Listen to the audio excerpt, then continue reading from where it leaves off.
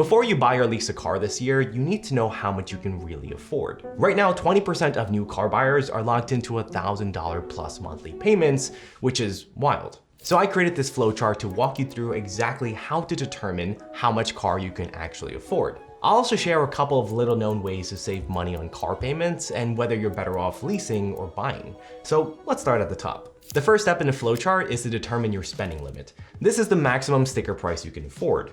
And you want to do this before you even start searching because you don't want to fall madly in love with a car that's out of your reach. The simple guideline for this is the 35% rule, which states that the most you should spend on a car is 35% of your gross annual income, which is how much you get paid before taxes. So on a $60K a year income, you can afford a car that costs $21K. At $160K a year, you can afford a car that costs $56K. Now, although this is a very popular rule, I personally believe it's a bit lenient for most people because it doesn't leave enough buffer room for other financial goals like saving for a house down payment or investing to build wealth. Which is why I say the 35% rule is better for people who want to drive a really nice car and are willing to take a financial hit for it. Now, if you're like me, when I was first doing my car shopping, my focus was to build wealth to buy a life of freedom. So I just wanted something that didn't look terrible on the road, could take me where I wanted to go while still being financially responsible. In that case, a better rule is the 25% rule, which states that the most you can spend on a car is 25% of your gross annual income. So if you make 100K, that's a 25K car. Now, I always tell people to look at the 25 and 35% rule as more of a spectrum with a hard upper limit and a soft lower limit. Meaning you can do 25% or even do 19% of the rule if you want, right? The smaller the percentage of your gross annual income, the safer and financially better off you'll be. But I want you to treat the 35% as the hard upper limit to avoid becoming financially irresponsible. Now, before we move on to the next step in the flowchart, I want you to just take your gross annual income, which is how much money you receive before taxes, and then multiply that number by the percentage that aligns with your goals. So are you more of a car enthusiast or do you value your financial security more?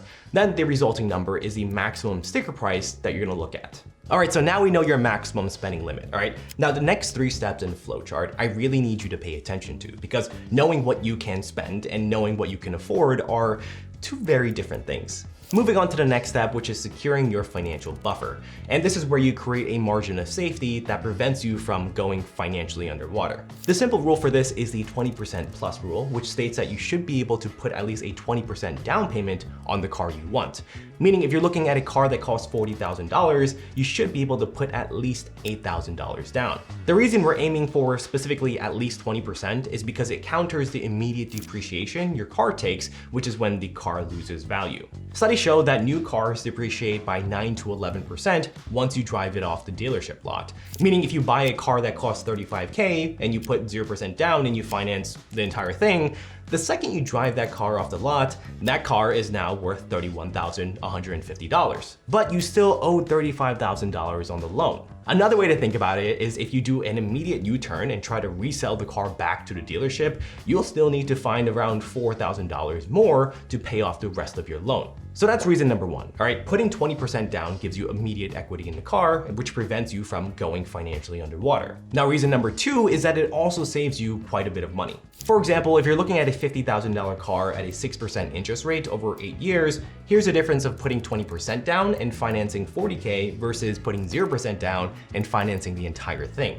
Over 8 years, you'd save over $2,600 in total interest payments made. The bigger and longer your loan, the more you can save. So remember in step 1, we got the maximum sticker price that you can spend, but that was kind of just a starting point, all right? Now, before we move on to the next step in the flowchart, we need to run one more calculation to make sure the number we got from step 1 is actually realistic. So now what I want you to do is just determine the amount of money you can put down as down payment and divide it by 0.2. If you have $10,000 ready for the down payment, that means you can afford a $50,000 car max. Now the key here is whichever number is lower, the one you got from step 1 or in step 2, that is going to be your real car budget. This prevents you from being financially overextended because just because the math says you can technically afford it doesn't mean you should. All right, so the next step in the flowchart is where most people make a big mistake and they end up signing on for a loan for the rest of their life. This step is called setting your payoff timeline, and this is non-negotiable because it's going to help you prioritize paying off the car before it loses value too fast while saving you a lot of money in the long term. The golden guideline here is the 4-year rule, which basically states you should keep the length of your loan at 4 years max. For example, let's assume you bought a $50K car with 20% down at 6% interest rate. Here's a table of the difference in monthly payments if your loan is 4 years versus 7 years. Now, at first glance, this rule seems counterintuitive, right? Why do we want a shorter loan period if it means you'll have to pay higher monthly payments? The answer is, if we look at the math, a longer loan term will cost you more money. In this case, with a 4-year loan term, we would have paid around $5,700 in interest payments. With the 7-year term, we would have paid over $12,400. So although you would have saved $370 a month by going to 7 years route, you'd end up paying close to $7,000 more in interest payments overall. Now, I know most people have trouble finding a car that looks great, feels great, and still makes sense financially. That's why I partnered with the all-new fully electric 2026 Nissan Leaf for this part of the video. The 2026 Nissan Leaf was awarded the #1 Best Electric Compact SUV for some really good reasons. Not only does it have one of the lowest starting MSRPs out of all new EVs in 2026,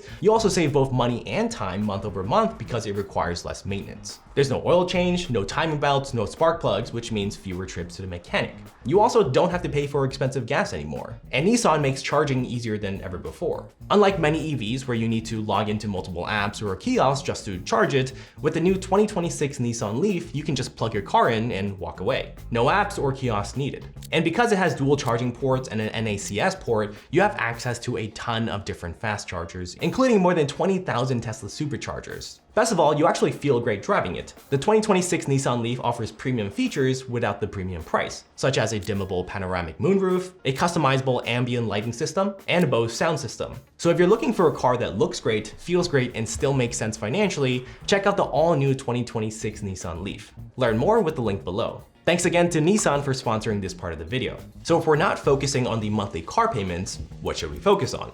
This brings us to the next step in the flowchart, TCMO, otherwise known as the total monthly cost of ownership. And this is where most people realize that the car they thought they could afford is actually way out of reach. For example, we can have a car payment that costs us $400 a month, but once we factor in the total monthly cost of ownership, which includes like gas, car insurance, maintenance, registration, parking, it can cost well over $900 a month. That's why just looking at the monthly cost is incomplete. We gotta look at the TMCO. For this step, we wanna follow the 10% rule, which states that your total monthly vehicle cost should be at or below 10% of your gross monthly income. A quick and rough guideline to determine your TCMO is just take whatever car monthly payment you think you have and double it. Meaning if your monthly car payment is $300, we'll assume you're gonna spend about $600 a month when accounting for everything. If you live in a very high cost of living city like in San Francisco or New York City, just multiply that number by 2.5 to be safe, since everything is a bit more expensive. Then whatever number you get, you wanna plug that into the Freedom Spending Plan, which will help you figure out what you can really afford. I'll leave a link to the Freedom Spending Plan down below, but once you're in, you want to also fill out the essential spending, which includes things like your housing, your insurance, your utilities, and more. And then we want to make sure that the total of everything here, those numbers added up together are under 50 to 60% of your take-home pay. And that the monthly transportation car payment expense here is around 10%. There's a little bit more wiggle room here because the Freedom Spending Plan takes your post-tax income or your take-home pay. The reason 10% is the magic number and not 15 or 20% is that, remember, right, we are trying to balance our spending across all our essential expenses and our financial goals. And so the 10% safety leaves some financial buffer. If you want to quickly check against your income, here is a quick table of incomes between 60 and 200K with the gross monthly amount and the max you should spend on a car payments. Looking at the table, if you make 75K a year, you can afford $625 in TMCO. All right, so the next question I get all the time is, am I better off buying or leasing a car? The difference between the two is if you buy a car, you own it, right? You can pay cash or you can get a loan on it and you can finance it, but once you pay that loan off, it is yours. When you lease a car, you're technically renting it from the dealership, right? You're making monthly payments on it, and at the end of your lease, you give the car back. So which is the better financial move? And this one is gonna surprise you a bit. We're gonna walk through what this actually looks like using real numbers. Let's say there's a brand new Magic Lamp car that costs 25K and you really want it. We'll start with the first option, right? You decide to lease it for 6 years. With some dealerships and leases, you don't have to put any down payment down. So let's just say you put $0 down and you pay a $350 a month for the lease. Over 6 years, you'll end up paying $25,200 in lease payments alone. Plus maybe a few $100s to cover minor damages when you return the car, so let's just round up to 26K in total. Americans on average drive around 15K miles a year, and leases typically have a 12K mile per year limit, meaning if you drive over this amount, you're gonna have to pay overage fees around 20 cents a mile. So 15K a year could add another 3.6K over 6 years, pushing the new total to nearly 30K over 6 years. Now, because you're leasing a car, this includes warranty, which means you have lower maintenance costs. Let's just make the numbers easy and say over the next 6 years, we'll have $1,500 in maintenance fees. Now, I've simplified and generalized some of these costs, so it's easier for us to compare this with buying a car, but we're also going to exclude expenses like gas, insurance, etc., because we're gonna assume it's the same cost whether you buy or lease, so it kind of cancels out. Now, the second option is to buy the new Mr. Magic Lamp car. This time you put 20% down or $5,000, and the remaining 20K you finance over 4 years at a 6% interest rate. This will cost you around $470 a month, and over 4 years, you'll end up paying around $22,500 in loan payments, and then the car is yours forever. The good thing here is we don't have to pay anything extra to drive the same 15K miles a year, but we will double our maintenance cost here to $3,000 just to play it safe. So which option is better over 6 years in this example? Leasing the car will cost you $31,100 and you return the car at the end of it. Buying the car will cost you $30,560 and you get to keep the car in the end. Let's say after 6 years, right, the value of your car that you get to keep is now worth $12,000. Now you can go around and sell it at that price, which brings the net total cost for buying a car to $18,500, meaning you can save around $12,500 when buying compared to leasing. And that number only gets bigger if you keep driving the paid off car.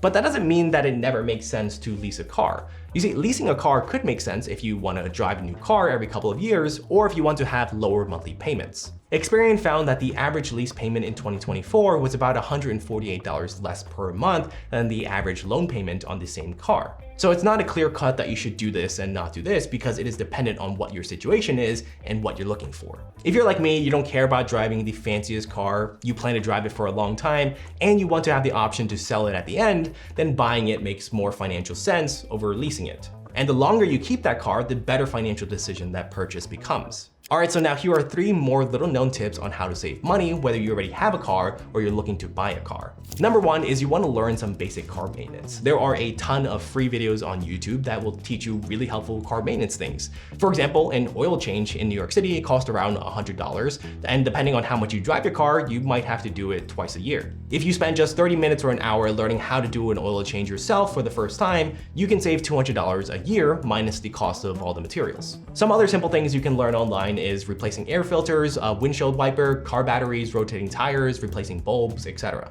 Next, if you already have a car, one of the biggest expenses people overlook is car insurance. In 2025, the annual full coverage auto insurance policy averaged around $2,700. Many people don't know this, but you can actually shop around for car insurance at least once a year, which will help them get better coverage and lower costs. There's usually no penalties for switching, it only takes a couple minutes to check. According to surveys, most people save on average $461 a year by switching car insurance. I actually shopped around near the end of 2025, which took me like 5 to 10 minutes to do, and I ended up saving a couple $100s a year. If you're interested in the free tool I used, I'll leave a link in the description down below. And the third tip, and probably the most important one, is a bonus rule when buying a car. And it's simply acknowledging that if you can't comfortably afford to save an amount equal to your future car payments right in this very moment, then you probably can't afford that car. For example, if you're about to commit to a $700 a month car payment, ask yourself if you can currently, realistically, put around $700 aside each month into your savings or in your investment accounts.